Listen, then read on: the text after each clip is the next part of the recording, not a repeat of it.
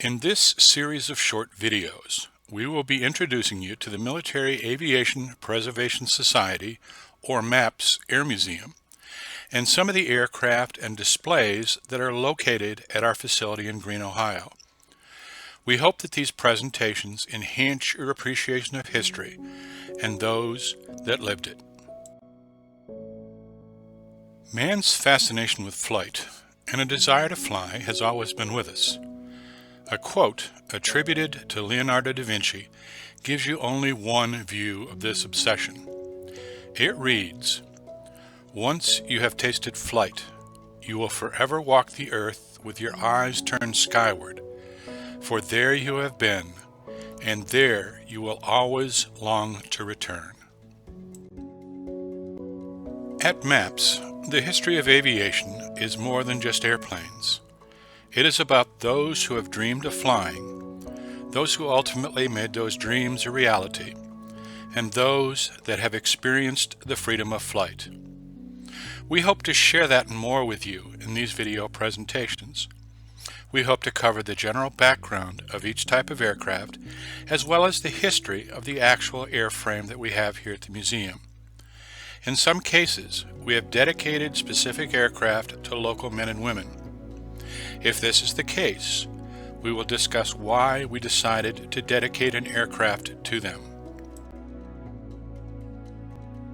In this video, we will be introducing you to the McDonnell F-101 Voodoo.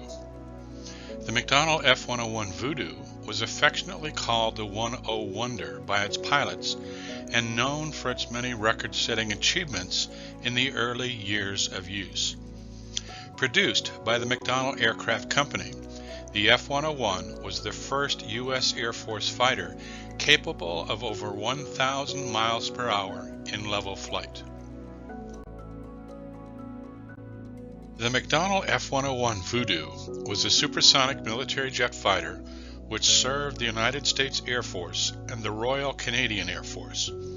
The origins of the F-101 actually had little to do with the jobs for which it was used over its long career.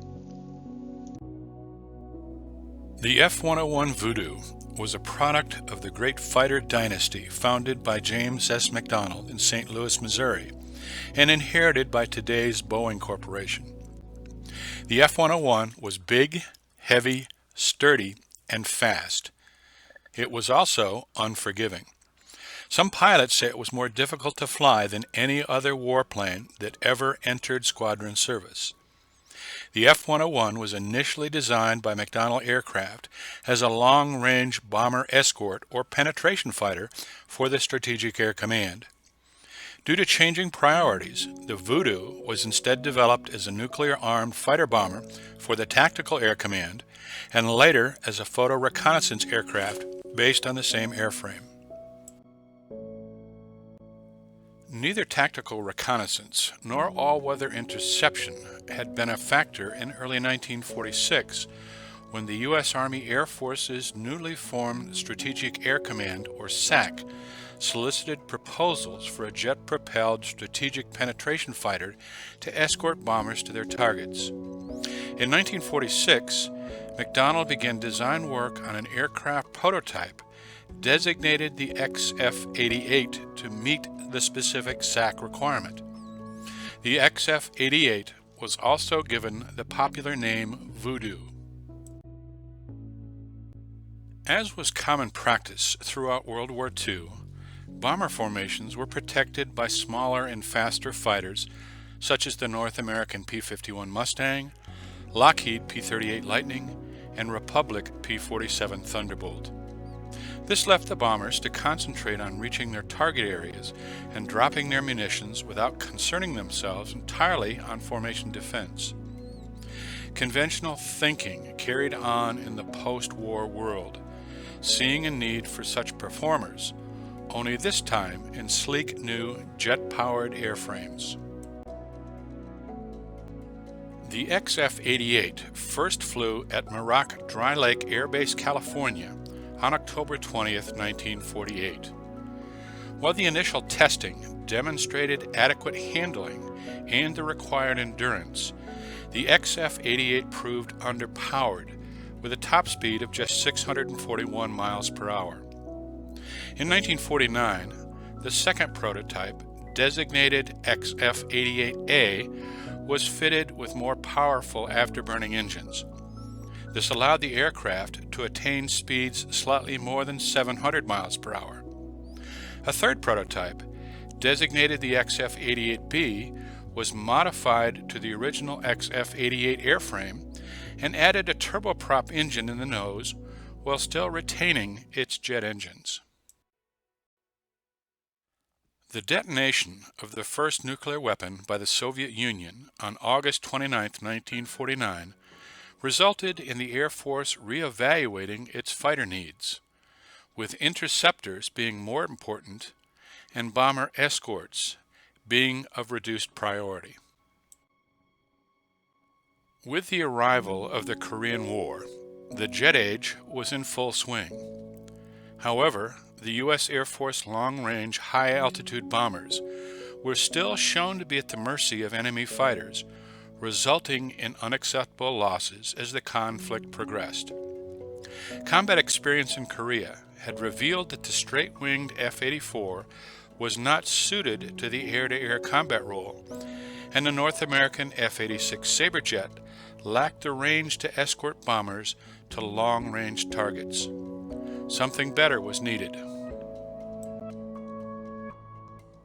When a flyoff was held in the summer of 1950, McDonnell's XF-88A, an improvement over its 1948 prototype, won out in a competition against Lockheed and North American designs and emerged as the winner of the penetration fighter competition. McDonnell's success was momentary, however. The Air Force, motivated by unexpected budget cuts, reevaluated the need for new long-range escort fighters in the jet age and saw no need to pursue such a design. The decision was made to use the Republic F-84E Thunderjet as the interim bomber escort, and it terminated the penetration fighter program in 1950. Although changes in Air Force priorities, together with a shortage of money, led to the cancellation of the penetration fighter program in August of 1950, this did not spell the end of the XF-88. It was acknowledged that the need for a long-range escort jet-powered fighter was still there.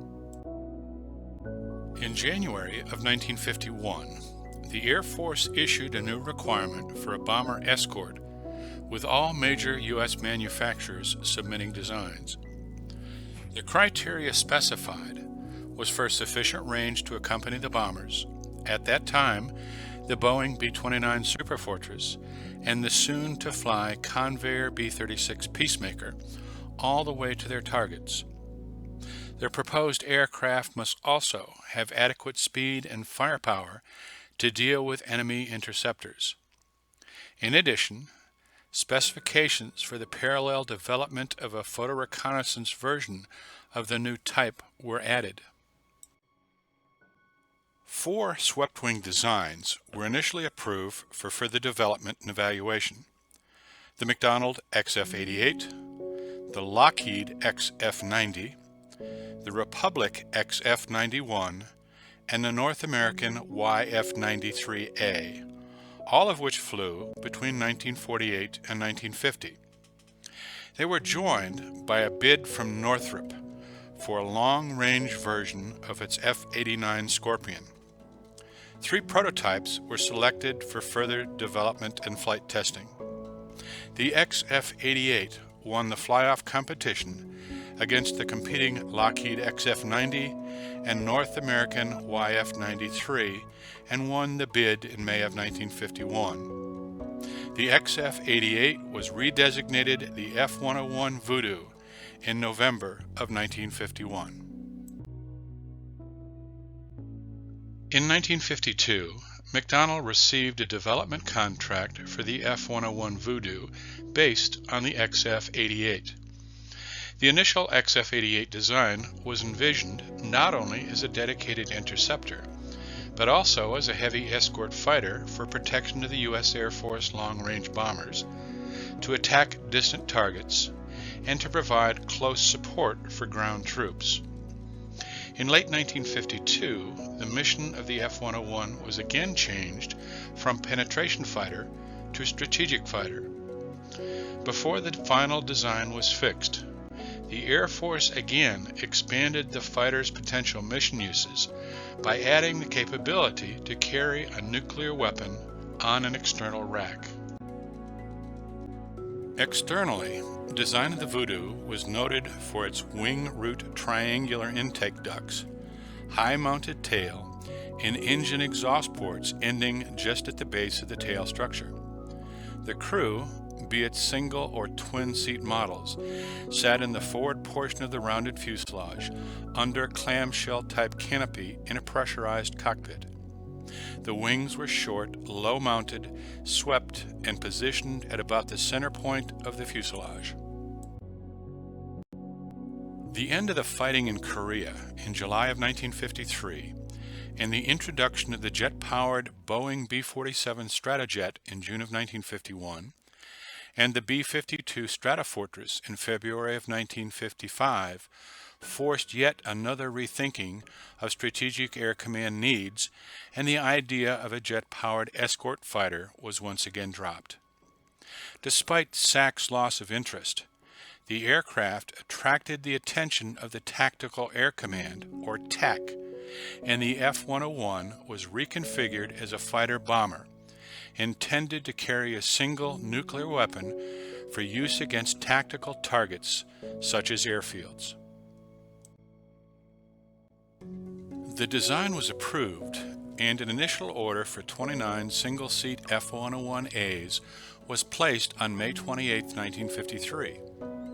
No prototypes were required, as the F-101 was considered a simple development of the XF-88. The F-101A would be, at that time, the largest single-seat fighter ever built. F-101A, serial number 53-2418, was the first production A model delivered to Edwards Air Force Base in August of 1954. Its maiden flight was on September 29, 1954. The initial flights revealed aerodynamic flaws that were serious enough for the Air Force to halt production in May of 1956, pending resolution of their concerns.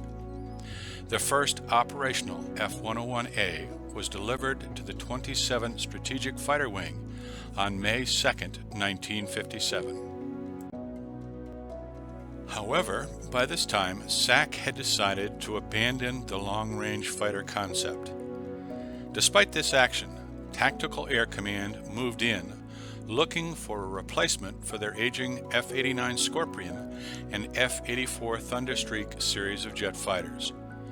On July 1, 1957, the 27th Strategic Fighter Wing became the TAC-controlled 27th Fighter Bomber Wing. All F-101As assigned were retrofitted with low-altitude bombing systems and other apparatus needed to complete their new function as nuclear strike fighters. Development and testing of the photo reconnaissance version, the RF-101A, followed the fighter version by about 18 months. But due to the setbacks in the fighter program, the photo recon version entered operational service at virtually the same time. The RF-101A made its first flight in June of 1956 and differed from the fighter mainly in carrying 150 gallons of additional internal fuel and having a lengthened nose that housed 3 vertical and 2 oblique cameras in place of the search radar and 20mm guns. The first of 35 production RF-101As were delivered to the 363rd Tactical Reconnaissance Wing at Shaw Air Force Base, South Carolina, in May of 1957. It was the first supersonic reconnaissance aircraft in the Air Force inventory. In the mid to late 1960s, RF-101As were used as reconnaissance trainers and were all phased out of the active Air Force inventory by 1971. By late November of 1957, the last of 77 F-101As had been delivered to the Air Force, 50 of them assigned to operational units, with the remaining 27 held for experimental and test purposes. With the eventual involvement of the Tactical Air Command, the Voodoo would find itself a home in U.S. Air Force ranks and become one of the more successful American aircraft designs of the Cold War. F-101As served in frontline units until 1966, after which they were phased out and turned over to Air National Guard units. They were gradually withdrawn from service starting in 1966. 29 survivors were converted to photo reconnaissance configurations with a modified nose housing reconnaissance cameras in place of cannons and radars. These served with the Air National Guard through 1972. By the end of 1953, the Air Force's ambitious two-step interceptor program, consisting of the Convair F-102A, scheduled to be followed by the F-102B, was seriously behind schedule. An aircraft was needed to plug the gap between this so-called ultimate interceptor and the existing subsonic Northrop F-89 Scorpions, Lockheed F-94 Starfires, and North American F-86D Sabres, currently serving with Air Defense Command. Late in 1953, the Air Force asked aircraft manufacturers to submit proposals for a new missile-armed all-weather interceptor under Classification Weapon System, or WS-271A. Northrop responded with an advanced version of the F-89, and North American proposed an all-weather version of the F-100. McDonnell offered a single or two-seat adaptation of the F-101 that would incorporate new fire control and missile systems with more powerful engines. The Air Force selected McDonnell's proposal in mid-1954, specifying the two-seat version, and issued a letter of intent for an order of 28 aircraft, with a potential production of 68. The expectation was that the first flight would take place in mid-1956, and the type would enter operational service in early 1958. The two-seat F-101B interceptor would carry a pilot and a radar operator. After the letter of intent was issued, McDonnell requested the designation F-109 for the airframe, but the Air Force, evidently conscious of the funding obstacles associated with a new aircraft as opposed to improvements to an existing type, called it the F-101B. Although McDonnell had the F-101B mock-up ready for inspection by September of 1955, the entire Voodoo program was put on indefinite hold while aerodynamic problems with the F-101A were being ironed out. The first F-101B took off from Lambert Field in St. Louis on March 27, 1957, a year behind schedule. Flight performance met expectations with a top speed of Mach 1.66, a combat ceiling of 51,000 feet, and a range of 1,387 miles. But the F-101B had other problems that seriously hampered its operational effectiveness. The radar operator's position was poorly designed, and little could be done to improve it other than minor adjustments. Even worse, the fire control system did not adequately control the weapons on a platform as fast as the F-101. The Air Force spent nearly 2 more years conducting extensive tests and evaluations before releasing the Voodoo interceptors to operational service. F-101Bs became operational with the 60th Fighter Interceptor Squadron at Otis Air Force Base in Massachusetts on January 5, 1959. By the end of 1960, no fewer than 17 Air Defense Command squadrons were equipped with F-101Bs. Production ended in March of 1961 with a total of 480 aircraft delivered. Beginning in 1959, McDonnell undertook a modification in which approximately one of every 4 F-101Bs would be fitted with dual controls while retaining full mission capability. Used for conversion and operational training under the initial designation TF-101B, these aircraft were later redesignated the F-101F long after the conversion took place. F-101B Voodoo production continued until March of 1961. McDonnell built 480 examples of the F-101B for the Air Defense Command, making this the most numerous Voodoo. F-101Bs and Fs began to be phased out of Air Force service in 1969. Most transferred to Air National Guard units. The F-101B was retired without having fired a shot in anger. The last active duty squadrons, the 60th and the 62nd Fighter Interceptor Squadrons, retired their Voodoos in April of 1971. F-101Bs and Fs were delivered to Air National Guard units, starting with the 116th Fighter Interceptor Squadron of the Washington Air National Guard in November of 1969. F-101s went on to fully equip 8 Fighter Interceptor units in 7 different states. The last Guard unit to operate F-101Bs, the 111th Fighter Interceptor Squadron of the Texas Air National Guard, gave up its last Voodoo in 1981. The F-101c Model was a single-seat dedicated fighter bomber derivative utilized by the Tactical Air Command. This model served for only a short time, but was still fielded in quantity, making up 9 full squadrons for TAC.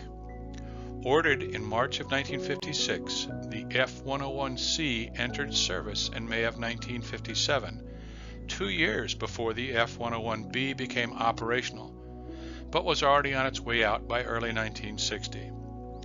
All of the 47 F-101Cs built were delivered to the Air Force in 1957 and 1958, serving with the 81st Tactical Fighter Wing as nuclear strike aircraft until they were phased out in 1965 and 1966. The F-101C was the fastest tactical fighter in operational service until the advent of the Lockheed F-104. F-101C models never saw combat and were eventually replaced by the F-4C Phantom. However, in their converted RF-101C reconnaissance forms, F-101C models did see prolonged use. The RF-101C, built in greater numbers than its fighter counterpart, entered operational service in September of 1957, and the last of the 166 aircraft were delivered in March of 1959. RF-101Cs saw wide service with the U.S.-based 363rd Tactical Reconnaissance Wing, the Europe-based 66th Tactical Reconnaissance Wing, and the Far East-based 67th Tactical Reconnaissance Wing. During the Cuban Missile Crisis in October of 1962, RF-101Cs of the 363rd Tactical Reconnaissance Wing flew 82 low-level reconnaissance missions over Cuba. Due to the Voodoo's reconnaissance flights, the United States could confirm that the Cuban nuclear sites were being dismantled. The RF-101C was the only Voodoo variant to see combat in Vietnam. As early as 1961, RF-101Cs of the 67th Tactical Reconnaissance Wing, operating out of Kadena Air Force Base in Okinawa, began making surveillance flights over Laos and South Vietnam. In 1965, actual combat operations commenced when RF-101Cs of the 20th Tactical Reconnaissance Squadron of the 67th Tactical Reconnaissance Wing moved to Udorn Royal Thai Air Force Base and began flying reconnaissance sorties over North Vietnam. During the same time period, 45th Tactical Reconnaissance Squadron Voodoos moved to Tan Son Nhut Air Force Base in South Vietnam to cover operations in the south, and served as pathfinders for the first bombing missions against the North on February 8, 1965. Between 1965 and 1970, 33 RF-101Cs were lost to enemy anti-aircraft and missiles, and one to a North Vietnamese MiG-21. They were all ultimately withdrawn from the combat zone by late 1970. In 1965, 29 F-101As and 31 F-101Cs were modified under the new designations RF-101G and RF-101H respectively to serve as unarmed reconnaissance aircraft with Air National Guard units. RF-101Gs and Hs were operated by 3 Air National Guard units: the 154th Tactical Reconnaissance Squadron in Arkansas, the 165th Tactical Reconnaissance Squadron in Kentucky, and the 192nd Tactical Reconnaissance Squadron in Nevada. In early 1968, seizure of the U.S. naval surveillance vessel Pueblo by the North Koreans led to the activation of all 3 Air National Guard Voodoo units. Each served a rotational tour at Itazuki Air Force Base, Japan. The last single-seat reconnaissance Voodoos were removed from National Guard service in 1976. While the Voodoo was a moderate success, it may have been more important as an evolutionary step in design of its own replacements. The design elements inherent in the Voodoo would become apparent in the follow-up McDonnell design, the McDonnell, later McDonnell Douglas F-4 Phantom II, one of the most successful Western fighter designs of the 1960s. The Phantom would retain the Voodoo's twin engines, twin crew for interception duties, and a tail mounted well above and behind the jet exhausts. The airframe that is on display at the MAPS Air Museum is an F-101F Voodoo.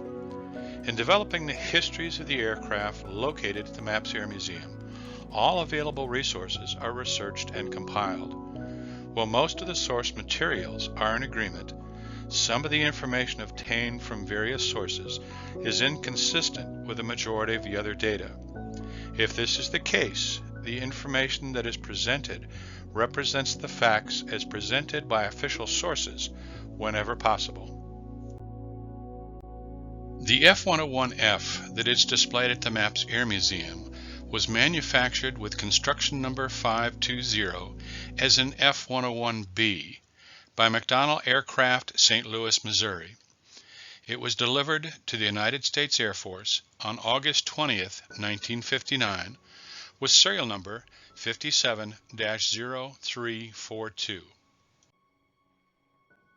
Its initial assignment was with the 52nd Consolidated Maintenance Squadron of the 52nd Fighter Group Air Defense Command, located at Suffolk Air Force Base, New York.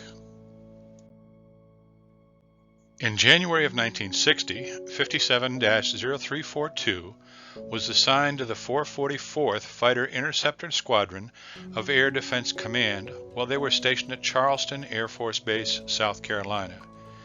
During this assignment, the aircraft was deployed to Hamilton Air Force Base in California. February of 1961 saw the F-101B return to McDonnell Aircraft and converted to its final configuration of F-101F. Upon completion of that conversion, 57-0342 was assigned in October of 1962 to the 4756th Air Defense Wing of Air Defense Command, located at Tyndall Air Force Base, Florida. In January of 1968, the aircraft was reassigned to the Air Defense Weapons Center, Air Defense Command, also located at Tyndall. May of 1971 saw the aircraft leave active service with an assignment to the 111th Fighter Interceptor Squadron of the 147th Fighter Interceptor Group, Texas Air National Guard, where that unit was located at the Naval Air Station Ellington, Texas. On June 1, 1976, Ellington was renamed the Ellington National Guard Base. In July of 1982, 57-0342 was moved to the Military Aircraft Storage and Disposition Center at Davis-Monthan Air Force Base in Arizona. In May of 1985, it was dropped from the Davis-Monthan inventory by transfer to museum status and assignment to the United States Air Force Museum in Dayton, Ohio. In June of 1988, the airframe was shipped to the Florida Military Aviation Museum in Clearwater, Florida. When the museum closed in 1992, 57-0342 was disassembled and placed in outside storage near Winter Haven, Florida. In 2004, the United States Air Force Museum notified MAPS of the availability of this and a number of other airframes. In the fall of 2004, a team of MAPS volunteers traveled to Winter Haven, Florida, to prepare the McDonnell F-101F Voodoo, serial number 57-0342, along with a North American F-100D with serial number 56-3081, and a Convair F-102A Delta Dagger, serial number 51-0986, back to MAPS. These three aircraft were provided through the U.S. Air Force Museum accreditation that was achieved in late 2002. Disassembly started on November 12th, with arrival at MAPS on November 16th, 2004. This initial shipment contained primarily the fuselage sections of the airframes. Retrieval of the wings and other parts was delayed while funds were raised to defray movement costs. The remainder of the parts, as well as an additional airframe, a North American F-86L with serial number 53-0658, were retrieved and moved to MAPS, arriving on December 16, 2006. An F-105B, serial number 57-5820, was the final member of the Century series of jet aircraft sent to MAPS from the Florida Military Aircraft Museum through the United States Air Force Museum. The aircraft, commonly referred to as the Thud, was recovered from Winter Haven and arrived at MAPS on October 11, 2011. Initially, the F-101 aircraft fuselage was placed on a set of wooden supports until the restoration process could be started. Significant restoration on the aircraft was not started for another year while awaiting the remainder of the aircraft parts and other restoration projects were being completed. It wasn't until the summer of 2008 that major restoration was begun. On July 20th, 2008, Timberwolf Crane Service of Medina donated the use of their crane truck, and the aircraft wings were attached to the fuselage. Once the wings were secured, the main landing gear were lowered, and the aircraft again rested on its wheels. On August 6th, the aircraft was raised on jacks so that the landing gear could be rebuilt, lubricated, and have new tires installed. The new main landing gear tires were foam-filled by Ziegler Tire of Canton. In February of 2012, the aircraft was moved into the main hangar to facilitate more extensive restoration projects that could not be completed outside. In addition to the external repairs that were started, the aircraft doors and panels were open for cleaning, repair, and painting. Some of the fuselage main electronic panels were also open for cleaning, showing the state of the art in the 1950s and 60s. An inventory of missing or damaged major components was also completed during this period. 2 aircraft ailerons and 2 engine bay doors were not with the airframe when it was recovered from Florida. These major components were constructed from scratch from original diagrams starting in the spring of 2012. Reconstruction of the cockpit and instrument panels was also started during this period. The large aircraft canopy was removed to make it easier to complete cockpit work. The canopy was relocated to the restoration area for a complete overhaul, cleaning, and painting. Starting in October of 2012, the aircraft was primed and painted. Painting was completed in June of 2014. A major project during 2014 and 2015 was design and construction of a structure to attach the afterburner cans to the fuselage without the aircraft engines in place. This project was completed in May of 2015 with installation of the 2 afterburner nozzles to the aircraft. As with many of the aircraft that remain outside for extended periods, the paint needs to periodically be updated. In November of 2019, the aircraft was moved into the main hangar and repainted. The F-101F at the MAPS Air Museum is maintained by Crew Chief Kent Kleinknecht. The F-101 Voodoo was truly a testament of advanced design in response to the changing face of warfare brought about by the jet age. As a bridge design between the 1950s fighters and the early 1970s designs, Voodoos operated with distinction in both war and peacetime, setting several aviation speed and endurance records along the way. The aircraft on display at MAPS is a McDonnell F-101F Voodoo with serial number 57-0342. It has been painted and marked to depict F-101B serial number 57-0276 to honor those that served with the 87th Fighter Interceptor Squadron of the Air Defense Command, while that unit was stationed at Lockbourne Air Force Base, now Rickenbacker Air National Guard Base, Ohio, from 1960 to 1968. This aircraft is on loan from the National Museum of the United States Air Force, located at Wright-Patterson Air Force Base, Ohio.